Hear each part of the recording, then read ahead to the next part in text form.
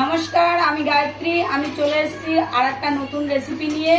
আজকের রেসিপি হলো মুগেশ্বরীর ডাল বাহারি। এবার প্রথমে মুগ ডালটা আমি ভেজে নিয়েছি, নিয়ে হালকা সিদ্ধ করে নিয়েছি, হয়েছে একদম।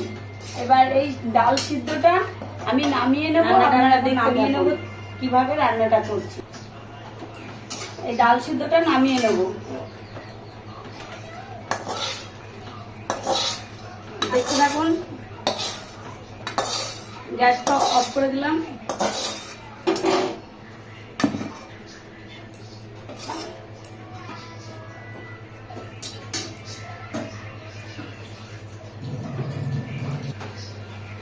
এই মুগেশ্বরীর ডাল বাহারি কুমড়ো শাকের যে রেসিপিটা, এই রেসিপিটা বানাতে মুগ ডাল ভেজে সিদ্ধ করে নিয়েছি, খুব সিদ্ধ করে নিয়ে একটু শক্ত আছে, আর কুমড়ো শাক আর কাঁচা লঙ্কা আর রাঁধুনি ফোড়ন দিয়ে রান্নাটা আমি করবো। যেহেতু নিরামিষ, সেই জন্য আমি রাঁধুনি ফোড়ন দিয়ে করবো। কুমড়ো শাকটা সুন্দর মাখা মাখা ভালো করে ধুয়ে নিয়েছি।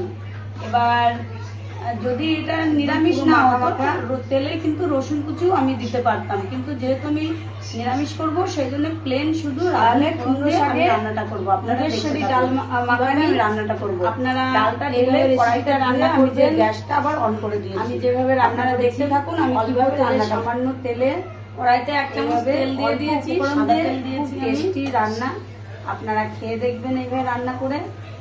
আর কারণ যাদের শরীরের প্রবলেম আছে, অল্প তেল দিয়েছি, উপকরণও অল্প রয়েছে, সেই জন্য কোনো ক্ষতিকারক না, খুব টেস্টি রান্না, খেয়ে দেখবেন আপনারা।